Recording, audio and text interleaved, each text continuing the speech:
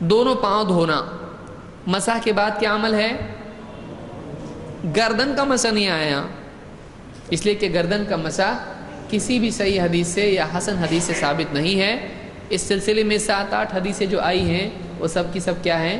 ضعیف ہیں۔ چونکہ ہمارے اس کورس کا مقصود یہ نہیں ہے کہ ہم ساری ضعیف روایت کا جائزہ لیں، لہٰذا اس کو میں نے حذف کر دیا ہوں۔ آگے جا کر جب ہم کوئی مستقل کتاب لے کر دروس دیکھیں گے، سنن ابی داؤد میں کتاب الطہارہ یا اس طرح سے آگے کریں گے تو انشاءاللہ تب کی بات ہے یہ، ابھی وہ آگے بہت ٹائم ہے اس کو۔ عمر ابن خطاب رضی اللہ تعالیٰ عنہ کی روایت، اس سے پہلے ایک روایت اور دیکھ لیتے ہیں، دونوں پاؤں کا دھونا۔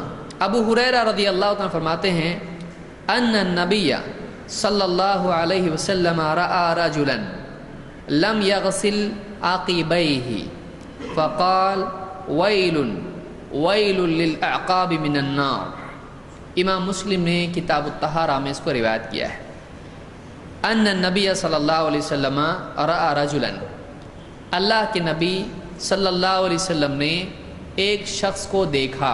رأى دیکھا، رجلاً ایک آدمی کو دیکھا، لم یغسل عقبیہ اس نے نہیں دھویا تھا، عقبی اپنی ایڑیاں، پاؤں کا جو پیچھے کا حصہ ہوتا ہے اس کو کیا کہتے ہیں؟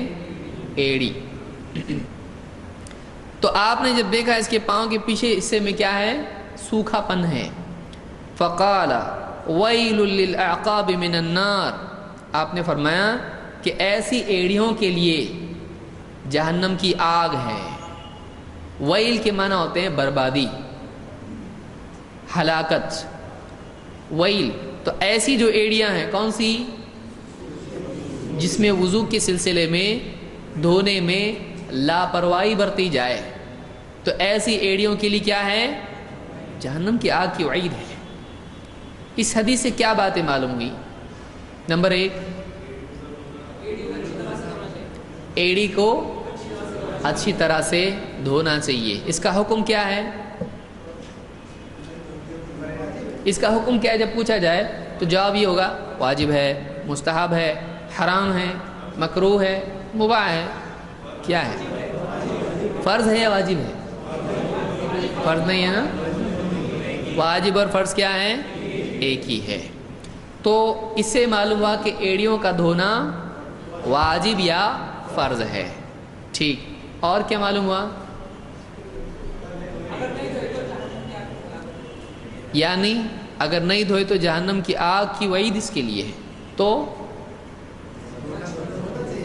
یہ کیسے گناہوں میں سے ہے؟ کبیرہ گناہوں میں سے، یہ کبائر میں سے ہے۔ یعنی وضو میں لاپرواہی برتنا یہ کیا ہے؟ کبائر میں سے ہے۔ اس لیے کہ وعید جس چیز پر آئے وہ چھوٹی چیز ہوتی ہے، جہنم کی وعید اس کے اوپر ہے۔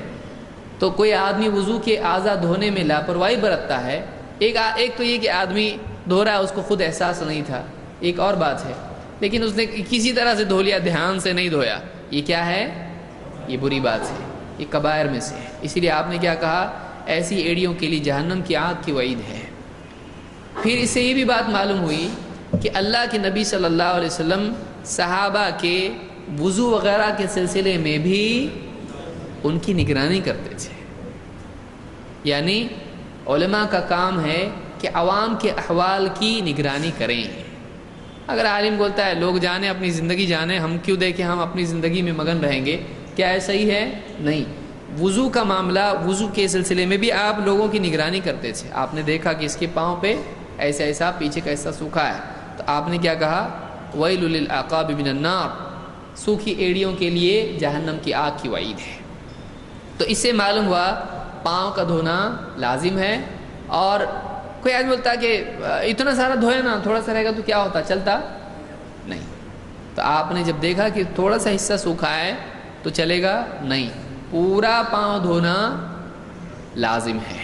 کوئی حصہ سوکھا، اب اگر ایڑیوں کی بجائے کوہنیوں کا حصہ سوکھا رہے تو وضو ہوگا؟ اسی حدیث سے یہ معلوم ہوا کہ جس عضو کا دھونا فرض ہے اس کا کچھ حصہ بھی سوکھا نہیں رہنا چاہیے۔ تو یہاں حدیث کس سلسلے میں ہے؟ ایڑیوں کے سلسلے میں ہے۔ تو اس کو دوسرے اعضاء کے بارے میں بھی ہم سمجھ سکتے ہیں کہ ان اعضاء میں بھی کوئی حصہ سوکھا نہیں رہنا چاہیے. سمجھ میں آ رہا ہے؟ یہ حدیث اس سے یہ ظاہر ہوتا ہے. اور آگے آئیے ایک اور حدیث ہم دیکھتے ہیں جس سے مزید وضاحت ہوتی ہے اس مسئلے کی. اب پچھلی حدیث کے راوی کون ہیں؟ ابو ہریرہ. اور اگلی حدیث کے راوی عمر بن الخطاب. عمر بن الخطاب رضی اللہ عنہ فرماتے ہیں کہ ان رجلا توضأ، ایک آدمی نے وضو کیا، فترک موضع ظفر علی قدمہ، تو اس آدمی نے کیا کیا؟ ظفر ناخن جتنا حصہ، ایک آدمی کا ناخن کتنا حصہ رہتا ہے؟ اتنا. تو اس نے اتنا حصہ چھوڑ دیا دھونے سے، مطلب دھویا اور چھوڑ گیا، اس سے دھیان نہیں دیا، پرواہ نہیں کی.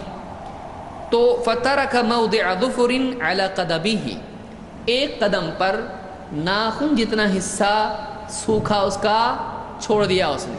اس نے چھوڑ دیا، اس کو چلتا کیا ہوتا، چھوڑ دیا اس کو. فأبصرہ النبی صلی اللہ علیہ وسلم، تو وہ چیز اس کے بدن کا اتنا حصہ، پاؤں کا حصہ سوکھا رہنا اللہ کے نبی صلی اللہ علیہ وسلم نے دیکھ لیا. فقال ارجع ارجع فأحسن وضوءک فرجع ثم صلی. آپ نے کیا کہا؟ ارجع، واپس جا. وہ آیا وضو کر کے اور آپ نے دیکھا کہ اس کا جسم کا، پاؤں کا اتنا حصہ کتنا سوکھا ہے، اتنا ناخن جتنا حصہ. آپ نے کہا واپس جا. فأحسن وضوءک، جا اچھی طرح سے وضو کر کے آ. فرجع، وہ آدمی واپس گیا.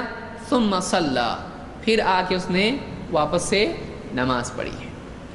اس حدیث کو امام مسلم نے اپنی صحیح میں روایت کیا ہے. اس سے کیا معلوم ہوا؟ وضو میں، ہاں وضو، ہاں کیا ہے وضو میں؟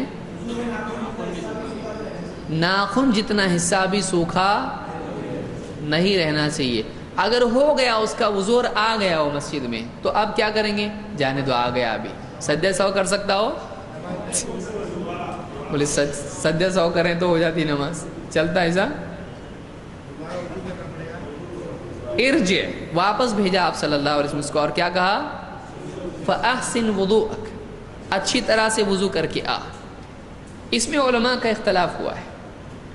بعض علماء اس طرف گئے ہیں کہ وہ جا کے اتنا حصہ دھو کے آ جائے، لیکن بعض علماء نے کہا کہ نہیں، اللہ کے نبی صلی اللہ علیہ وسلم کے الفاظ کیا ہیں؟ جا اور اچھی طرح سے وضو کر. لہٰذا اس آدمی کو واپس سے کیا کرنا پڑے گا؟ وضو کرنا پڑے گا. خصوصاً جب کہ سب کافی دیر ہو چکی ہو اور اعضاء سوکھ بھی چکے ہوں، تو ایسی صورت میں وہ کیا خالی پاؤں دھو کے آ سکتا ہے؟